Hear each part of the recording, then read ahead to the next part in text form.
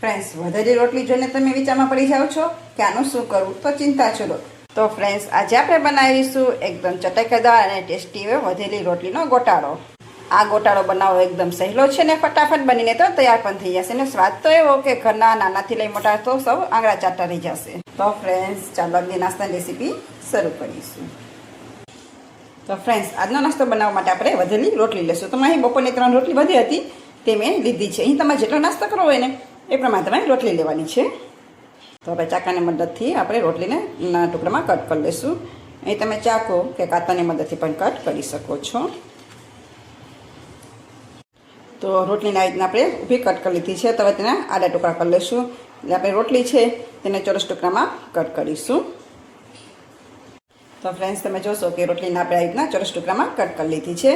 અહીં તમારે જો લાંબી સ્લાઇસ રાખવી હોય તો પણ તમે રાખી શકો છો. પણ ફ્રેન્ડ્સ, એમાં તમને નાસ્તો કરવાની મજા નહીં આવી રીતના જોઈએ તો નાના નાના ચોરસ ટુકડા હશે ને તો તમને નાસ્તો કરવાની ખૂબ જ મજા આવશે. ફ્રેન્ડ્સ, મેં પહેલે તેલ ગરમ થવા માટે રાખી દીધું હતું.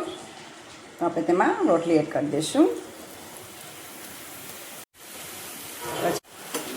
અહીં આપણી રોટલી ક્રિસ્પી થાય ત્યાં સુધી આપણે તેને તળી લઈશું. ગેસની ફ્લેમને ફ્રેન્ડ આપણે મીડિયમ રાખવાની છે, જેથી કરીને આપણી રોટલી છે તે દાજીમાં છે અને સરસ એવી ક્રિસ્પી થઈ જાય. તો ફ્રેન્ડ્સ, તમે જોશો કે રોટલી આપણી સરસ એવી ક્રિસ્પી થઈ ગઈ છે. તો આપણે તેને એક ડીશમાં કાઢી દઈશું. અને આ રીતના બીજી રોટલી છે થોડીક તે પણ આપણે તળીને તૈયાર કરી લઈશું. રોટલી આપણી બધી તળાઈ ગઈ છે. હવે આપણે એ જ વાસણમાં ફરી પાછું 1 ચમચા જેટલું તેલ એડ કરીશું. તેલ આપણું ગરમ થાય એટલે તેમાં 1 ચમચી આખું જીરું એડ કરીશું. અને સાથે જ એડ કરીશું મીઠા લીમડાના પાન. ફ્રેન્ડ્સ, જીરું આપણું સરસ એવું સતરાય પછી આપણે તેમાં એડ કરીશું ઝીણી સમારેલી એક ડુંગળી. તો ડુંગળીને આપણે હલાવીને થોડીક વાર માટે પકવી લઈશું. તો ફ્રેન્ડ્સ, 1 થી 2 મિનિટ જેવું થઈ ગયું છે. તમે જોઈ શકશો કે ડુંગળીનો કલર પણ થોડો ચેન્જ થઈ ગયો છે. તો આપણે તેમાં એડ કરીશું ઝીણું સમારેલું મરચું. અને મેં મોડું મરચું લીધું છે. તો તમને સ્પાઇસી પસંદ હોય તો તમે તીખું મરચું પણ લઈ શકો છો. તો ફ્રેન્ડ્સ, ફરી પાછું 1 થી 2 મિનિટ જેવું થઈ ગયું છે. મરચાં પણ સરસ એવા સતરી ગયા છે. તો આપણે તેમાં એડ કરીશું ઝીણું સમારેલું ટમેટું. તેને હલાવીને મિક્સ કરી દઈશું. 1 થી 2 મિનિટ માટે રહેવા દઈશું. 1 થી 2 મિનિટ જેવું થઈ ગયું છે. તો આપણે તેમાં થોડાક મસાલા કરી લઈશું. તો એમાં લઈશું અડધી ચમચી હળદર પાવડર, પછી એડ કરીશું અડધી ચમચી ધાણા જીરું પાવડર, પછી આપણે એડ કરીશું 1 ચમચી લાલ મરચું પાવડર ને થોડુંક પાણી એડ કરીશું, જેથી કરીને આપણે મસાલા છે તે દાજી ના જાય. તો બધું હલાવીને મિક્સ કરી દઈશું. ફ્રેન્ડ્સ, અહીં જે મેં લાલ મરચું પાવડર લીધું છે તે થોડુંક તીખું લીધું છે. તમે જો મોરું એટલે કે કાશ્મીરી લાલ મરચું પાવડર લેવું હોય તો પણ તમે લઈ શકો છો. તો 1 મિનિટ માટે આપણે મસાલાને સરસ એવા પકવી લઈશું. મસાલા પણ સરસ એવા મિક્સ થઈ ગયા છે. તો આપણે તેમાં એડ કરી દઈશું બાફેલા બટેટા. તો મેં એક મોટું બાફેલું બટેટું લીધું હતું.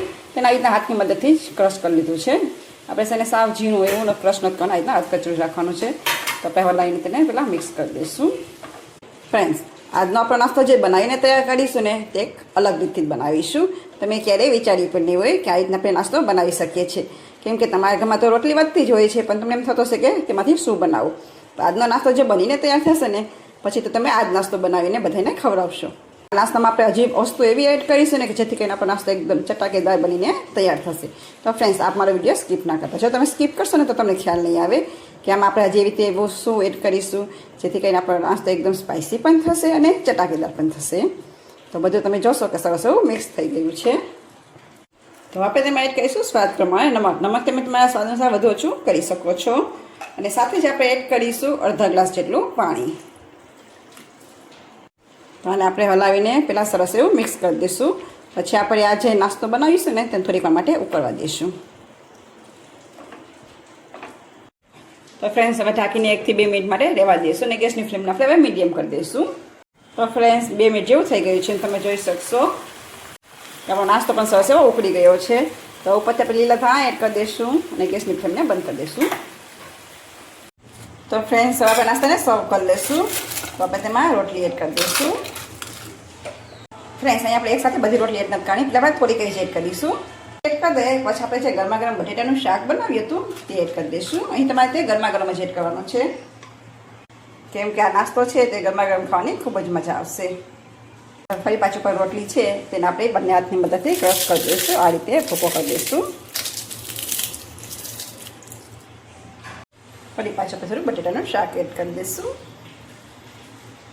અને ફરી પાછા થોડી રોટલીના ટુકડા લેશું અને ફરી પાછા રીતના ક્રશ કરીને એડ કરી દઈશું. ફ્રેન્ડ્સ, આજે આપણે છે તે વધેલી રોટલીનો ગોટાળો બનાવીએ છીએ.